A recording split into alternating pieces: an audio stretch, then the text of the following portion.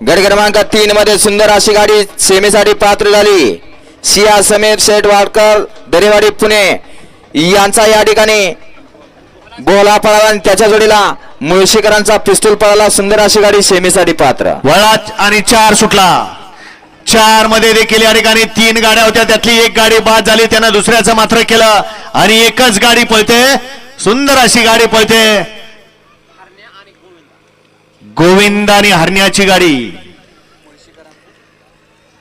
अतिशय सुंदर आणि गोविंदाचं निर्वाद वर्चस्व।